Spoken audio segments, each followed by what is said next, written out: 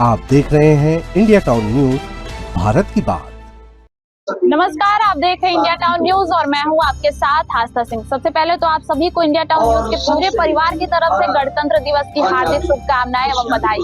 तो आज पूरा देश गणतंत्र दिवस को मना रहा है। पूरे देश में जोश और उत्साह है, गर्व का माहौल है।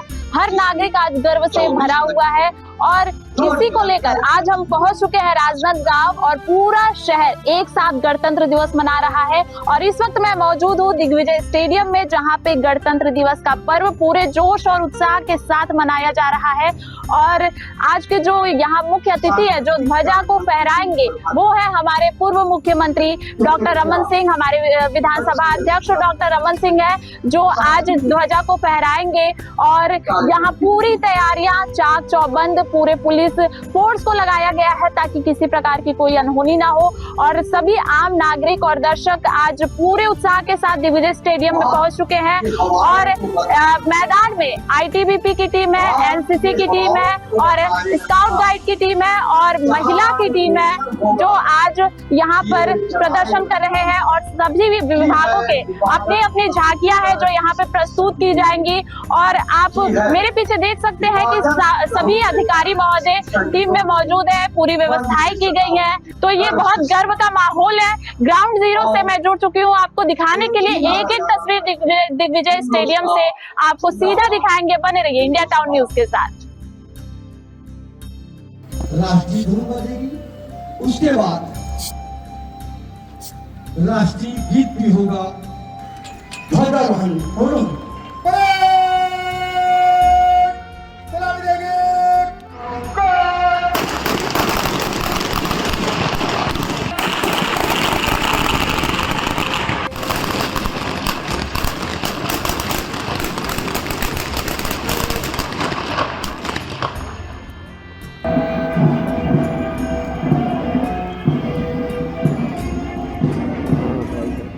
लीडिंग कैडेट चंद्रकांत कचरामे, बलदेव प्रसाद मिसेस कमांडर श्री लोकेश कुमार कसी, रक्षक निरीक्षक राजनांदगांव, ट्वाइसी राकेश पटेल उप निरीक्षक, प्लाटून क्रमांक 1 मंच के सामने से गुजरती हुई फ्लैग का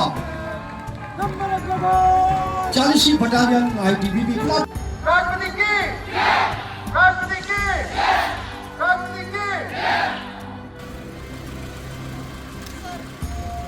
तो हमारे जो मुख्य अतिथि है आज के कार्यक्रम के डॉक्टर रमन सिंह वो मैदान में पहुंच चुके हैं और उनके द्वारा जो ध्वजा को है वो फहराया गया। उसके बाद से राष्ट्रगान हुआ, राष्ट्रगीत हुआ, उसके बाद से सलामी ली गई और अब परेड की तैयारी की जा रही है और कुछ ही देर में परेड की शुरुआत होगी। आज पूरे उत्साह और गर्व के साथ एक भारतीय गणतंत्र दिवस को मना रहा है। 77वें गणतंत्र दिवस को पूरे जोश और उत्साह के साथ मनाया जा रहा है। और डॉक्टर रमन सिंह को आप तस्वीरों में देख सकते हैं। प्लाटूनों के निरीक्षण के लिए डॉक्टर रमन सिंह निकल चुके हैं। मुख्य अतिथि डॉक्टर रमन सिंह निकल चुके हैं प्लाटूनों के निरीक्षण के लिए। और इसके बाद से परेड किया जाएगा। टीम में जो यहाँ पे टीम आई हुई है, स्काउट गाइड और एनसीसी टीम, महिला टीम, उनके द्वारा परेड किया जाएगा। उसके बाद से सलामी ली जाएगी। उसके बाद से कार्यक्रम धीरे धीरे आगे बढ़ता रहेगा।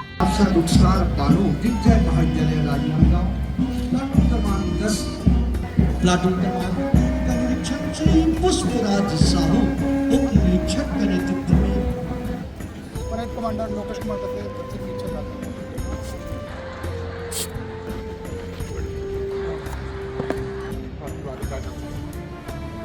जैसा कि मैंने आपको बताया कि सभी विभागों के अपनी अपनी झांकियां हैं। और आप मेरे पीछे देख सकते हैं कि राष्ट्रीय सड़क सुरक्षा माह जो 1 जनवरी से शुरू किया गया था वो उसकी झांकी निकाली गई है अपने विभाग की, जिसका यह संदेश देना चाह रहे हैं कि सड़क यातायात नियमों का आप जरूर पालन करें, क्योंकि आप अपनों की और अपनी जिम्मेदारी आप सड़कों पे चलते वक्त जरूर निभाएं, क्योंकि आपका परिवार घर पे आपका इंतजार कर रहा होता है। तो ये बहुत जरूरी है कि आप रोड रूल्स को जरूर फॉलो करें।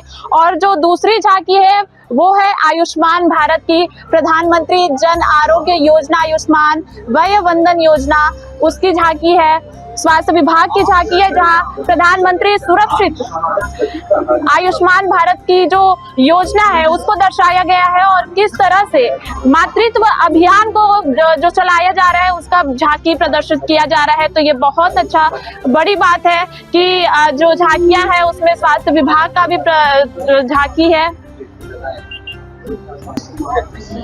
तो इसके साथ ही सभी विभागों ने अपनी अपनी झांकियां बनाई है जो बहुत ही सुंदर है और कुछ ही देर में प्रदर्शन होगा। जब हमारे विधानसभा अध्यक्ष डॉक्टर रमन सिंह मौजूद होंगे तो उनके सामने इन झांकियों का प्रदर्शन होगा। बड़े ही गर्व और उत्साह के साथ झांकियों को तैयार किया गया है प्रदर्शन के लिए। तो ये देखिए तस्वीरों में कैसा दिखता है आपको। यातायात पुलिस विभाग की 4 पहिया वाहन चलाते समय सीट बेल्ट का उपयोग करें, 2 पहिया वाहन चलाते समय हेलमेट का उपयोग अवश्य करें। ये झांकी में दिखाया गया है। डोगरी में आदिवासी स्वतंत्रता संग्राम सेनानी रामादीन दोन ने अपने प्राणों की आहुति दी। ये झांकी जल जंगल जमीन की रक्षा, आदिवासी समाज के बलिदान और संविधान में निहित समानता व न्याय के मूल्यों को।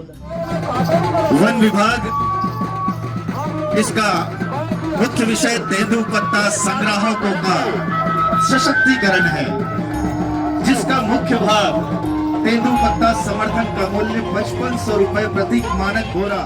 जीवन जल ही जान, जल के बिना दुनिया वीरान, इसके बिना ना वन उपवन उगेगा ना खेतों में अन्न। प्लास्टिक है जहर, मानव जीवन के लिए कहर।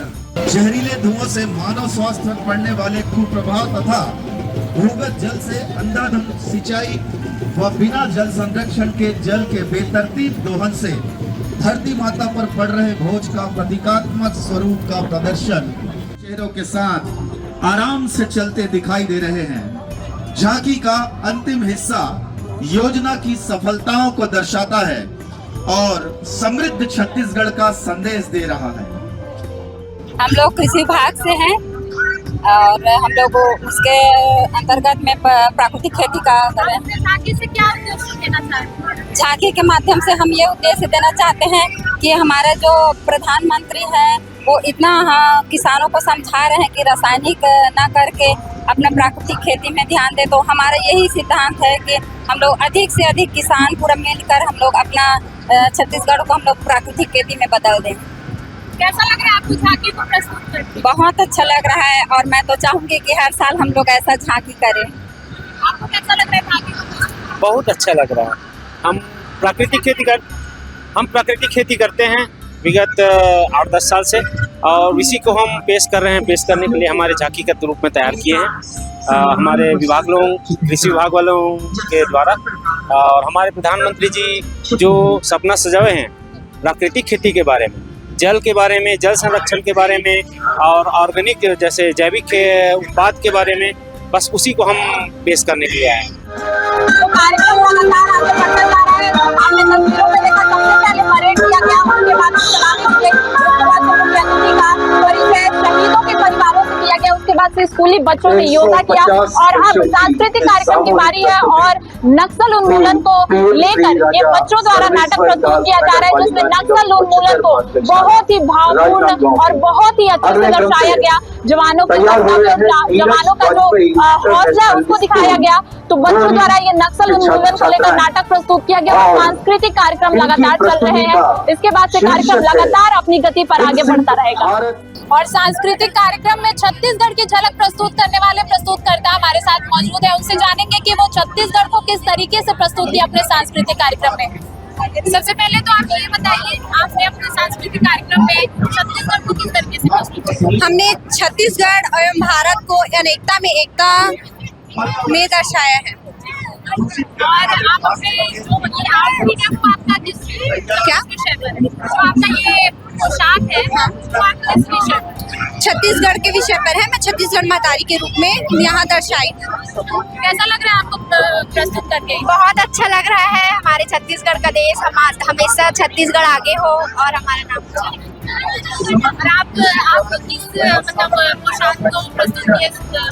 मैंने हमारे स्कूल को एक उद्देश्य था अनेकता में एकता, तो मैं जो है वहाँ प्रस्तावना बोलने गई थी कि हमने हमारे स्कूल में हमने ये प्रस्तुत किया कि अलग अलग प्रांत के होते हुए भी भारत देश के वासियों में एकता है। कैसा लग रहा है आपको प्रस्तुत करके? अच्छा लग रहा है। और क्या आप लोगों को क्या मैसेज देना चाहते हैं?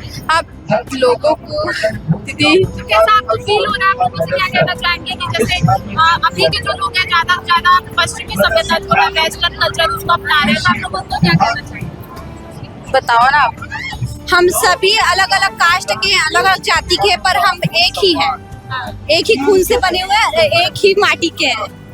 तो आपने देखा कि एकता में अनेकता की जो भारत की मिसाल दी जाती है, उस थीम पे जो इन बच्चों ने प्रस्तुति की है, बेहद ही अच्छी प्रस्तुति। भारत में अलग अलग राज्य है, सभी राज्यों को मिला के जो एकता में अनेकता की बात कही जाती है वही भारत है, और उसी विषय पर बच्चों ने प्रस्तुति दी है। तो इस वक्त हम मौजूद है पीएम श्री सर्वेश्वर दास स्कूल के विद्यार्थियों के साथ और स्टाफ के साथ। हम उनसे जानेंगे कि उनका सांस्कृतिक कार्यक्रम किस थीम पर था और वो अपने सांस्कृतिक कार्यक्रम से क्या उद्देश्य देना चाह रहे थे। सर, आपका जो सांस्कृतिक कार्यक्रम था, हमारा थीम आज का थीम था नक्सल मुक्त भारत, नक्सल मुक्त छत्तीसगढ़ का थीम था हमारा, जिसमें बच्चों ने बहुत शानदार प्रदर्शन किया। और आप अपने थीम के द्वारा क्या उद्देश्य देना चाहते हैं? हम चाहते हैं कि देश में और हमारे राज्य में कहीं भी नक्सल बिल्कुल नहीं होना चाहिए, नक्सल मुक्त होना चाहिए, और बच्चों को ज्यादा से ज्यादा पढ़ाई में और बाकी चीजों में ध्यान देना चाहिए। तो नक्सल उन्मूलन और शिक्षा महत्व को लेकर इनका जो आज का सांस्कृतिक कार्यक्रम था वो प्रस्तुत किया गया। बेहद ही उत्साहित और बेहद ही गर्व के साथ इन बच्चों ने कार्यक्रम को प्रस्तुत किया। तो हमारे साथ मौजूद है महिला टीम जिन्होंने परेड किया, सलामी दी। तो चलिए जानते हैं महिला टीम से कि उन्हें कैसा लगा गणतंत्र दिवस में परेड करके। मैम, आज 77वां गणतंत्र दिवस मनाया जा रहा है, आप लोगों ने परेड की, कैसा लग रहा है? बहुत अच्छा लगा, मुझे गर्व है कि मैं ब्लॉक कमांडर थी, मुझे बहुत मजा आया। और कुछ खास उद्देश्य आप लोगों को देना चाहेंगे? कुछ खास उद्देश्य आप लोगों को देना चाहेंगे, मतलब कुछ मैसेज देना चाहेंगे? मैम, इसमें सभी को सम्मान करना चाहिए कि हमारे देश का संविधान आज बना था, हमारे देश के लिए बहुत बड़ी मतलब उपलब्धि है, ये बहुत बड़ी बात है हमारे देश की। मैम, आप महिला टीम की मेन हेड हैं, तो आप महिलाओं के लिए क्या मैसेज देना चाहेंगे? मैं तो सभी महिलाओं को यही बोलना चाहती हूँ कि कमजोर नहीं है। शहीद आरक्षक पूर्णानंद साहू, शहीद आरक्षक 717 जगत राम कंवर एवं शहीद प्रधान आरक्षक 292 राजेश कुमार सिंह, शहीद प्रधान आरक्षक चंद्रशेखर, शहीद प्रधान आरक्षक 331 बलशंकर, आरक्षक राम कुमार, आरक्षक शुभम लाल, आरक्षक संजय कुमार शर्मा, आरक्षक राजकुमार यादव। आप सभी को 77वें गणतंत्र दिवस की बधाई और शुभकामना। माननीय प्रधानमंत्री जी, मुख्यमंत्री जी ने पूरे देश को, प्रदेश को बधाई का संदेश दिया, और राजनांदगांव के जिले की जनता को मैंने इस गणतंत्र दिवस में शुभकामना का संदेश दिया। आप सभी को, प्रदेशवासियों को, देशवासियों को, राजनांदगांव वासियों को बहुत बहुत शुभकामना, बधाई। पहली बार हुआ है कि दिग्विजय स्टेडियम में व्यवस्थित तरीके से परेड की झांकी और परेड और झांकी निकाला गया।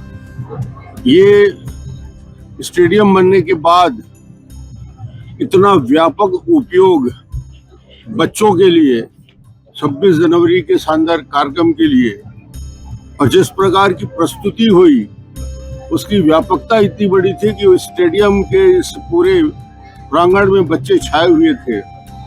मैं सबसे पहले बच्चों को बधाई देना चाहता हूँ। रंगारंग कार्यक्रम अद्भुत तैयारी के साथ आए थे। उनको, बच्चों को, बेटियों को, छोटे छोटे बालकों को बहुत बहुत बधाई और शुभकामना देता हूँ कि उन्होंने शानदार तरीके से रैली निकाली। यहाँ के जिलाधीश ने ही प्रयोग किया, और जिले की टीम को मैं बधाई देता हूँ कि दिग्विजय स्टेडियम में कार्यक्रम करने का योजना बनाया और उसका क्रियान्वयन किया।